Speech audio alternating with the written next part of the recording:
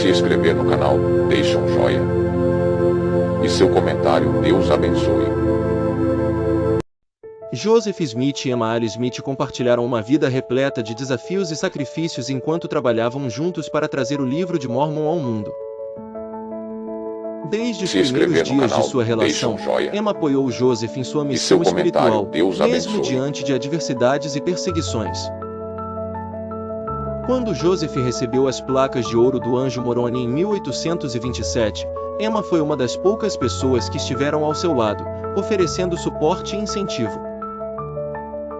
Em meio a dificuldades financeiras e pressões externas, ela ajudou na obra de tradução, servindo como escrevente em algumas ocasiões quando Oliver Cowdery ainda não estava presente. A dedicação de Emma também se manifestou ao proporcionar um ambiente seguro para a tradução, muitas vezes protegendo Joseph de críticas e ameaças daqueles que tentavam impedir o progresso da obra. Seu apoio inabalável permitiu que Joseph continuasse a traduzir o livro de Mórmon, que viria a ser publicado em 1830. Através de sua fé e coragem, Emma teve um papel fundamental na disseminação das Escrituras e no fortalecimento da Igreja nascente. Sua história com Joseph é um testemunho de parceria, sacrifício e dedicação a uma causa maior, deixando um legado duradouro para gerações futuras. Martin Harris era um fazendeiro respeitado e bem-sucedido. Ele era conhecido por sua honestidade e devoção a Deus, mas não sabia que sua fé seria posta à prova de uma maneira que mudaria sua vida para sempre.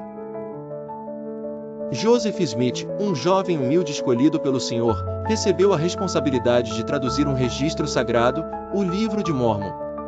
No entanto, ele enfrentava grandes desafios, especialmente financeiros. A obra exigia tempo e recursos que ele não possuía. Quando Martin ouviu falar do trabalho de Joseph, sentiu curiosidade. Ele visitou Joseph e ouviu seu testemunho sobre as placas de ouro e a missão divina que lhe havia sido confiada. No início, Martin teve dúvidas, mas ao ler parte da tradução, sentiu algo especial em seu coração. Vendo a dedicação de Joseph, Martin decidiu ajudá-lo. Ele ofereceu apoio financeiro para que a obra continuasse. No entanto, sua esposa e alguns amigos questionavam sua decisão, fazendo-o hesitar. Buscando confirmação, Martin orou fervorosamente. Ele decidiu pedir um sinal ao Senhor e foi com Joseph até Palmira. Eles foram consultar um estudioso sobre a autenticidade dos caracteres das placas. Para sua surpresa, o estudioso ficou impressionado com os símbolos. Mesmo assim, a verdadeira confirmação veio por meio do Espírito Santo. Em um momento crucial, Martin pediu a Joseph que lhe deixasse levar parte da tradução para mostrar à sua família e amigos. Relutante, Joseph perguntou ao Senhor, mas a resposta foi negativa. Martin insistiu, e após mais pedidos, o Senhor permitiu com uma condição: Martin deveria prometer cuidar bem dos escritos. Infelizmente, Martin perdeu os manuscritos. Quando retornou a Joseph com o coração pesado, eles oraram e souberam que os registros não poderiam ser recuperados. Martin ficou profundamente arrependido e compreendeu que deveria confiar plenamente no Senhor. E seu comentário, Deus abençoe. Apesar do erro, Martin não foi abandonado. Ele se arrependeu sinceramente. Com o tempo, foi uma das 3 testemunhas das placas de ouro, vendo-as com seus próprios olhos. Sua fé foi fortalecida, e ele dedicou sua vida a testemunhar sobre a veracidade do Livro de Mórmon. Essa história nos ensina que confiar no Senhor, mesmo quando não entendemos tudo, é essencial. Às vezes, erramos, mas Deus nos dá oportunidades de nos arrependermos e seguirmos em frente com fé. Se inscrever no canal, deixe um joinha. E seu comentário, Deus abençoe. Joseph Smith, jovem americano do início do século XIX, ansiava por orientação espiritual. Em uma noite de 1823, imerso em fervorosa oração, uma presença celestial se manifestou diante dele, o anjo Moroni. Este ser radiante trouxe uma mensagem inusitada, a existência de um antigo livro sagrado, selado em placas de ouro, que continha a plenitude do Evangelho de Jesus Cristo. Moroni apareceu repetidas vezes a Joseph, impelindo-o à compreensão e estudo sobre o livro e sua essencialidade na restauração do Evangelho. As noites de encontro se tornaram aulas divinas nas quais o anjo revelava segredos e sabedorias dos céus, e nas quais Joseph contemplava a majestade de sua missão vindoura. Uma dessas visões desvelou o local onde as placas repousavam ocultas há séculos, o Monte Comora. Contudo, um desafio pairava sobre Joseph. As placas não lhe seriam entregues naquele momento. Eram necessárias 4 jornadas de preparação, 4 anos de aprimoramento espiritual e instruções constantes do mensageiro celeste. Somente após esse período, Joseph estava finalmente pronto para receber as preciosas escrituras douradas. Com uma diligência e devoção singulares, ele começou a tradução. Guiado pelo dom e poder de Deus, das antigas letras gravadas nas placas emergiu o Livro de Mórmon.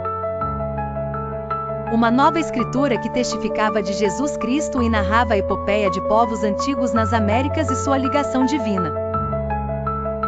A aparição do anjo Moroni não apenas trouxe à luz um novo evangelho, mas também inflou o curso da história religiosa. Marcou o reavivamento inicial da fé e da doutrina, culminando na fundação da Igreja de Jesus Cristo dos Santos dos Últimos Dias em 1830. Assim, através de Joseph Smith e suas revelações celestiais, uma nova era de espiritualidade foi proclamada ao mundo. No início do século XIX, um jovem chamado Joseph Smith viveu em uma época de grande fervor religioso nos Estados Unidos. Havia muitas igrejas e doutrinas diferentes, e Joseph sentia-se confuso sobre qual igreja seguir. Desejando encontrar a verdade, ele decidiu buscar orientação por meio da oração. Ao ler a Bíblia, Joseph encontrou um versículo em Tiago 1:5 que dizia: "E se algum de vós tem falta de sabedoria, peça a Deus, que a todos dá liberalmente, e o não lance em rosto e ser-lhe-á dada."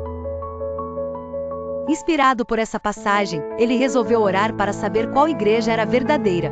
Em uma manhã da primavera de 1820, Joseph foi a um bosque perto de sua casa, no estado de Nova York, e se ajoelhou para orar.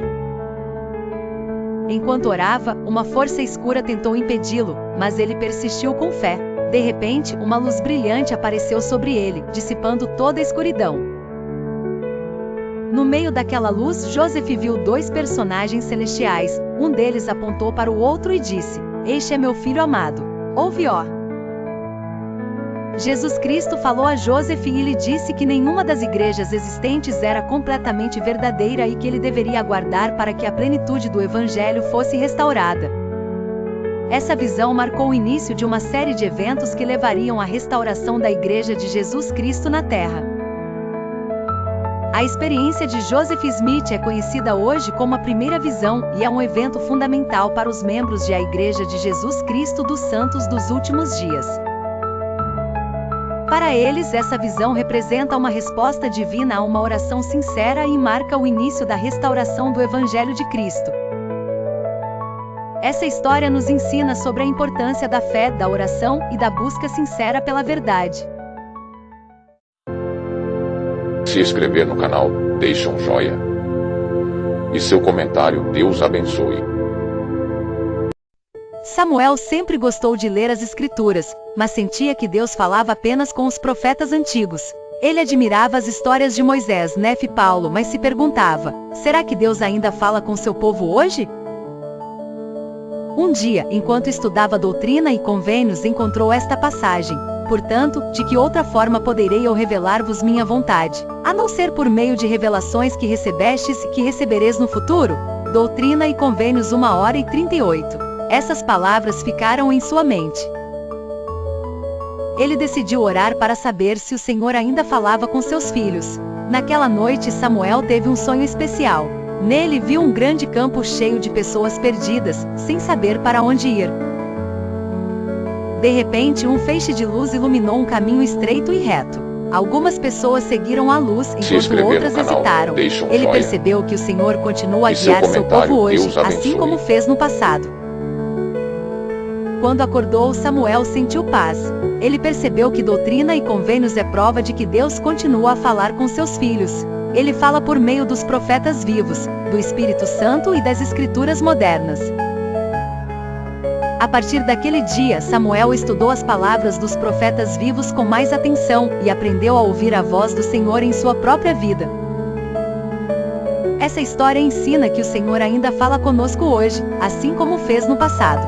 Ele nos guia por meio das revelações e das Escrituras modernas, especialmente doutrina e convênios. No início do século XIX, uma família singular encontrou-se no centro de acontecimentos notáveis e transformadores nas colinas de Vermont e campos de Nova York. Esta é a história da família Smith, liderada por Joseph Smith Sr. e Lucy Mack Smith, um casal trabalhador cuja vida foi marcada pela fé inabalável e pela busca incessante da verdade espiritual. Na casa dos Smith, os valores da oração e da orientação divina eram reiteradamente ensinados aos filhos.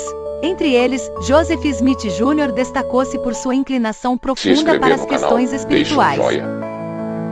E seu comentário, Desde menino, Deus Joseph abençoe. Smith Jr. sentiu um desejo incessante de compreender os mistérios divinos e buscou respostas para suas muitas dúvidas espirituais.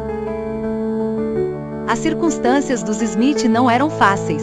A luta contra dificuldades financeiras e mudanças constantes era a norma. No entanto, a união e devoção familiar constituíam o alicerce sobre o qual se sustentavam em meio às adversidades. Foi nesse ambiente recheado de fé que Joseph Smith Jr. foi cultivado, encontrando estímulo para procurar sabedoria nas Escrituras e nas orações.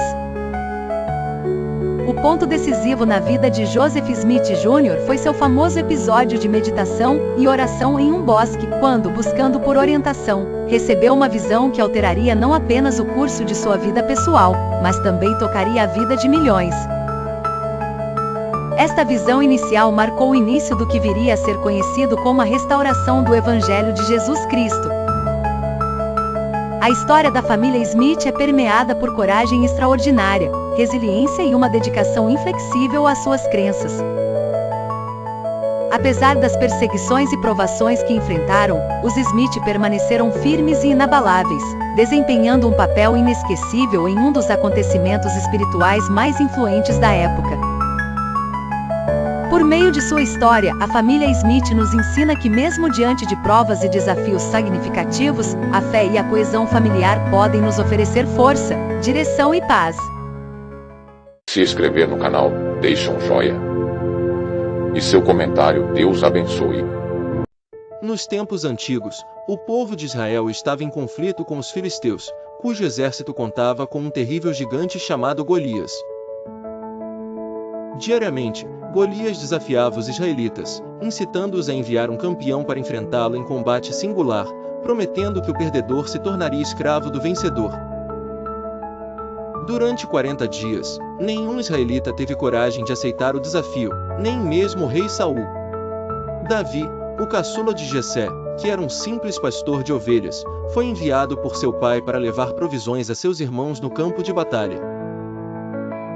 Lá, Davi ouviu o desafio de Golias, indignado, se ofereceu para enfrentá-lo. O rei Saul duvidou de Davi, mas o jovem relatou suas experiências enfrentando leões e ursos enquanto protegia o rebanho de seu pai, assegurando que Deus o protegeria novamente diante do filisteu. Saul permitiu que Davi tentasse, mas as armaduras eram pesadas demais para ele. Equipado apenas com sua funda e 5 pedras lisas apanhadas no rio, Davi foi ao encontro do gigante. Ao ver o jovem aproximando-se, Golias zombou de sua presença. Mas Davi, com convicção inabalável, anunciou que lutava em nome do Senhor dos Exércitos, proclamando que Deus entregaria Golias em suas mãos. Davi correu em direção ao gigante, atirou uma pedra com sua funda que atingiu Golias na testa, derrubando-o. Com Golias caído, o exército filisteu fugiu em pânico, permitindo que Israel clamasse a vitória. A coragem e fé de Davi provaram que a verdadeira força não estava nas armas ou no tamanho, mas no coração e na crença em algo maior. Assim, Davi se tornou não apenas um herói, mas também um rei admirado, conhecido como alguém segundo o coração de Deus. Era uma noite tranquila quando Ana, uma mulher de fé, ajoelhou-se no templo de Siló, implorando pela dádiva da maternidade. Sua voz, suave mas resoluta, ecoava nas paredes sagradas enquanto prometia a Deus que, se recebesse um filho, este seria dedicado ao Senhor por toda a sua vida. E assim nasceu Samuel, seu nome marcando não só um milagre, mas também a fiel promessa de uma mãe devota. Desde cedo, Samuel cresceu sob os cuidados de Eli, o sacerdote, ainda na infância quando uma noite especial mudaria o curso de sua vida e da história de Israel. Dormindo nos aposentos do templo, Samuel ouviu uma voz chamando seu nome. Samuel, dizia aquele chamado misterioso. Pensando ser Eli, ele se levantou prontamente e foi ao encontro do sacerdote, apenas para ser instruído a voltar a dormir. No entanto, após 4 vezes, Eli compreendeu que era o Senhor quem falava e orientou Samuel a responder da próxima vez: "Fala, Senhor, porque o teu servo ouve." A partir desse momento, Samuel se tornou um dos grandes profetas de Israel. Sua voz carregava a palavra divina e orientava o povo nas horas de crise, chamando os israelitas de volta à conexão espiritual e à verdadeira adoração. Sua destreza e dedicação o colocaram na posição de ungir Saul como o primeiro rei de Israel. No entanto, quando Saul sucumbiu à desobediência, Samuel foi encarregado, com pesar, de ungir Davi, filho de Jessé, como o futuro rei. Samuel, um pilar de retidão, foi o mediador entre Deus e o povo, impactando profundamente a história israelita. Sob sua orientação, ocorreu a transição de um sistema de governança por juízes para uma monarquia, solidificando seu papel essencial na formação da nação. Após muitos anos de serviço ao Senhor, Samuel partiu deste mundo, deixando para trás um legado de fé inabalável e devoção. Sua morte, enlutada por todo Israel, também sinalizou o encerramento de um período notável. Em sua cidade natal, Ramá, Samuel foi sepultado. Mas sua história de coragem e dever permanece viva, inspirando gerações subsequentes a ouvir e seguir o chamado divino, tal como ele fez naquela noite memorável no templo. Se inscrever no canal, deixe um joinha. E seu comentário, Deus abençoe. Noemi era uma mulher israelita que viveu em tempos difíceis. Junto com seu marido e 2 filhos, ela deixou sua terra natal, Belém, por causa de uma grande fome e foi morar em Moabe, um país estrangeiro. Lá, seus filhos se casaram com mulheres moabitas, Ruth e Orfa. Porém, a tristeza atingiu Noemi de forma cruel. Primeiro, seu marido faleceu. Depois, seus 2 filhos também morreram, deixando-a sem família e sem sustento. Amargurada e sem esperança, Noemi decidiu voltar para Belém, pois ouviu que Deus havia abençoado sua terra com fartura novamente.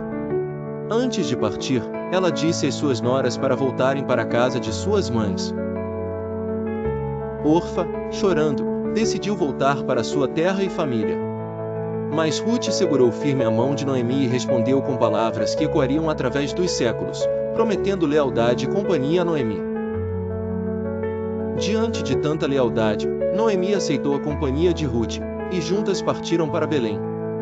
Quando chegaram, a cidade se comoveu ao ver Noemi de volta, mas ela ainda sofria pela dor da perda. Para sobreviver, Ruth começou a colher espigas nos campos durante a colheita de cevada. Por providência divina, ela foi parar nos campos de Boaz, um homem rico e respeitado, parente do falecido marido de Noemi. Boaz percebeu a dedicação de Ruth e soube de sua bondade para com Noemi. Admirado por seu caráter, ele a protegeu e garantiu que ela tivesse comida suficiente. Com o tempo, seguindo um plano sábio de Noemi, Ruth pediu a Boaz que exercesse seu direito de resgatador, casando-se com ela para restaurar a família de seu falecido marido. Se inscrever no canal, deixe um joinha. Boaz, sendo E seu um homem comentário, justo e Deus honrado, abençoe. concordou e tomou as providências necessárias. O casamento de Ruth e Boaz foi abençoado, e eles tiveram um filho chamado Obed, que se tornou avô do rei Davi. Assim, a história de fidelidade e amor de Ruth e Noemi se tornou parte da linhagem do próprio Jesus Cristo. Ruth, uma estrangeira, foi honrada por sua lealdade e fé, mostrando que o amor verdadeiro e a confiança em Deus podem transformar até as situações mais difíceis em bênçãos inesperadas. Sadraque, Mesaque e Abed-nego eram 3 jovens hebreus que serviam no palácio do rei Nabucodonosor, na Babilônia. Eles haviam sido levados cativos de sua terra natal, mas, devido à sua sabedoria e caráter, foram colocados em cargos importantes no governo. Um dia, o rei Nabucodonosor mandou construir uma enorme estátua de ouro, com cerca de 27 metros de altura, e ordenou que todos os habitantes da Babilônia se curvassem diante dela e a adorassem. Quem não obedecesse seria lançado em uma fornalha ardente. Quando a música tocou e todos se prostraram, Sadraque, Mesaque e Abed-nego permaneceram de pé. Eles serviam ao Deus verdadeiro e sabiam que adorá-lo era mais importante do que obedecer a um decreto humano. Alguns oficiais invejosos os denunciaram ao rei, que ficou furioso e mandou chamá-los. "É verdade que vocês não adoram minha estátua?" perguntou Nabucodonosor. "Vou lhes dar mais uma chance. Quando a música tocar novamente, se ajoelharem, tudo estará resolvido. Caso contrário, serão lançados na fornalha. E quem é o Deus que poderá livrá-los da minha mão?" Com coragem, os 3 jovens responderam: "Ó rei, não precisamos defender-nos diante de ti. Se formos lançados na fornalha, o Deus a quem servimos pode nos livrar. E mesmo que ele não nos livre, jamais adoraremos a estátua de ouro." Isso enfureceu ainda mais o rei. Ele ordenou que a fornalha fosse aquecida 7 vezes mais do que o normal.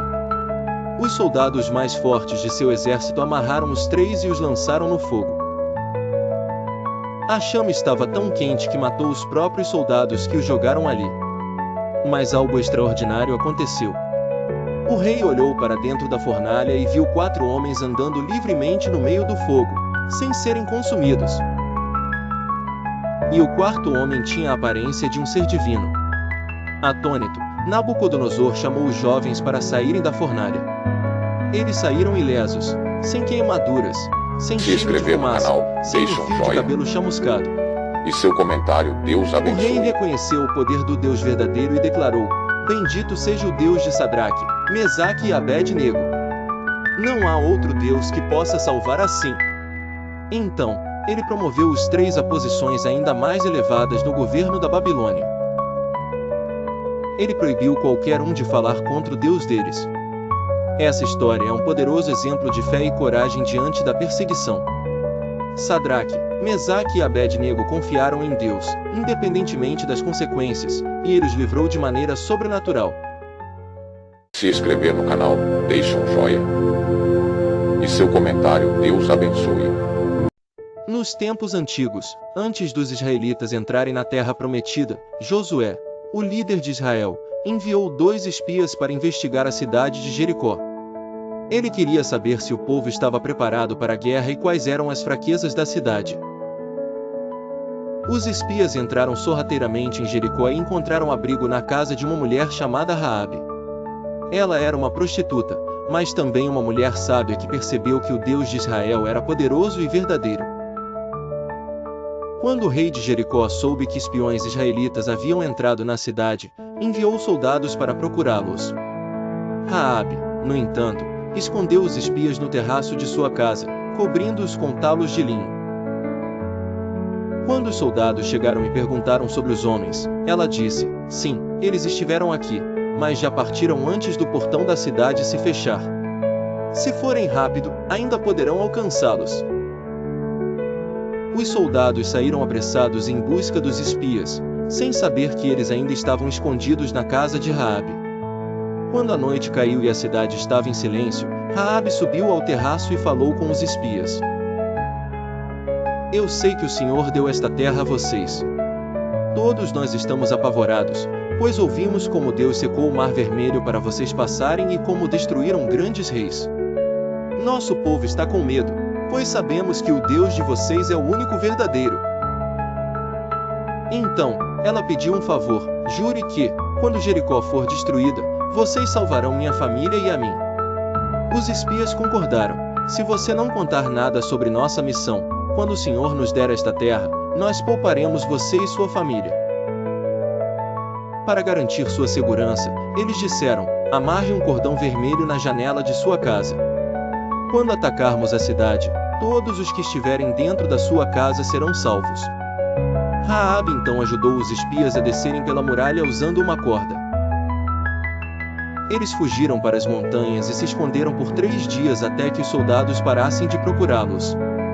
Quando voltaram a Josué, contaram tudo o que havia acontecido e como o povo de Jericó estava com medo. Dias depois, os israelitas cercaram Jericó. Após 7 dias de marchas e toques de trombetas, as muralhas caíram, e a cidade foi destruída. Mas Raabe e sua família foram salvos, conforme a promessa dos espias. Ela passou a viver entre os israelitas, e mais tarde, tornou-se parte da linhagem do rei Davi, consequentemente, de Jesus Cristo. Essa história mostra como a fé e a coragem de Raabe mudaram seu destino. Mesmo sendo de um povo inimigo, ela escolheu confiar em Deus e foi recompensada por isso. José era um jovem humilde que vivia em uma pequena vila cercada por montanhas e campos verdejantes. Desde pequeno, ele tinha sonhos intensos e misteriosos, repletos de mensagens e imagens que pareciam carregar um significado especial. Sua mãe, Dona Marta, sempre dizia que seus sonhos eram presentes divinos e que ele deveria prestar atenção neles. Certa noite, José sonhou que uma grande árvore crescia no centro da vila e que seus galhos se estendiam até tocarem o céu. As folhas brilhavam como ouro, e os frutos pareciam pedras preciosas. No sonho, os habitantes da vila vinham de todas as direções para colher os frutos e se alegravam ao compartilhá-los. Ao acordar, ele contou seu sonho ao ancião da vila, que ficou pensativo e disse: esse sonho significa que você trará prosperidade para o nosso povo. Mas lembre-se, o caminho para isso estará repleto de desafios. Intrigado, José passou a trabalhar ainda mais na lavoura e ajudar sua comunidade. Ele tinha ideias inovadoras para melhorar a colheita, armazenar alimentos e garantir que ninguém passasse fome. Aos poucos, os moradores começaram a seguir suas orientações, e a vila prosperou como nunca antes. Um dia, um viajante estrangeiro chegou trazendo novidades do mundo e se impressionou com a forma como José havia transformado a vila. O viajante convidou José para trabalhar em uma grande cidade, onde poderia expandir ainda mais suas ideias e ajudar mais pessoas. Ele hesitou, pois amava sua terra natal, mas naquela noite teve outro sonho. Viu-se atravessando uma ponte dourada, enquanto sua vila crescia atrás dele, cheia de vida e abundância. Compreendendo que esse era seu destino, José aceitou o convite. Ao longo dos anos, tornou-se um grande líder e ajudou muitas comunidades com seu conhecimento e sua dedicação. Sempre que encontrava um desafio, lembrava-se de seus sonhos inspirados. Sabia que cada um deles era uma orientação para algo maior. E assim, José nunca deixou de sonhar e de transformar esses sonhos em realidade. Se inscrever no canal, deixe um joinha. E seu comentário, Deus abençoe. Davi nasceu em Belém, na casa de Jessé, sendo o menor de 8 irmãos. Enquanto seus irmãos mais velhos eram guerreiros, Davi era apenas um jovem pastor, encarregado de cuidar das ovelhas da família. Se inscrever no canal, deixe um entanto, joinha. Deus tinha um plano especial E seu para ele. comentário, Deus abençoe. Certa vez, o profeta Samuel foi enviado por Deus para ungir um novo rei de Israel, pois Saul, o rei da época, havia desobedecido ao Senhor. Chegando à casa de Jessé, Samuel viu os filhos mais fortes e experientes, mas Deus disse que não olhava para a aparência, e sim para o coração. Então, Samuel pediu que trouxessem Davi, o menor e mais improvável dos irmãos. Assim, Davi foi ungido como futuro rei de Israel. O exército de Israel estava em guerra contra os filisteus, e um gigante chamado Golias desafiava qualquer guerreiro de Israel para um combate direto. Ninguém tinha coragem de enfrentá-lo, até que Davi, confiando em Deus, se ofereceu. Com apenas uma funda e 5 pedras, ele enfrentou Golias e o derrotou com um único tiro na testa, provando que a fé era mais poderosa do que a força. Davi se tornou famoso e querido pelo povo, o que despertou a inveja do rei Saul. Apesar de Davi ser leal a ele, Saul tentou matá-lo várias vezes. Davi fugiu pelo deserto, sempre escapando das armadilhas de Saul. Mesmo tendo oportunidades de matar Saul, Davi se recusou, pois ainda o considerava o rei ungido por Deus. Após a morte de Saul em uma batalha, Davi foi reconhecido como rei de Judá e, depois, de todo Israel. Seu reinado foi marcado por muitas vitórias militares, a expansão do reino e a conquista de Jerusalém, tornando-a a capital de Israel. Ele também trouxe a Arca da Aliança para a cidade, estabelecendo-a como centro espiritual do povo. Apesar de ser um grande rei, Davi cometeu um grave pecado e apaixonou-se por Batseba, esposa de Urias, um de seus soldados. Ele mandou Urias para a frente de batalha para que morresse e, assim, pudesse se casar com Batseba. Deus enviou o profeta Natã para confrontá-lo, e Davi, arrependido, pediu perdão.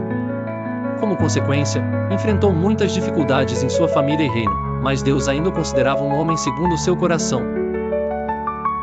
Davi governou Israel por 40 anos e deixou um grande legado.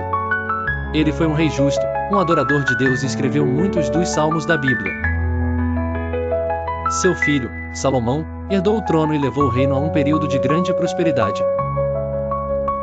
Além disso, da linhagem de Davi veio Jesus Cristo, cumprindo a promessa de Deus de que sua descendência reinaria para sempre. Após séculos de escravidão no Egito, os israelitas foram libertos por Moisés, que, sob a orientação de Deus, liderou o povo rumo à terra prometida.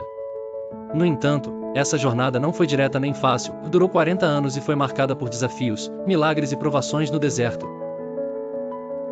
Com a última das 10 pragas, a morte dos primogênitos egípcios, o faraó finalmente permitiu que os israelitas partissem. Guiados por Moisés e Arão, o povo saiu apressadamente, levando apenas o essencial.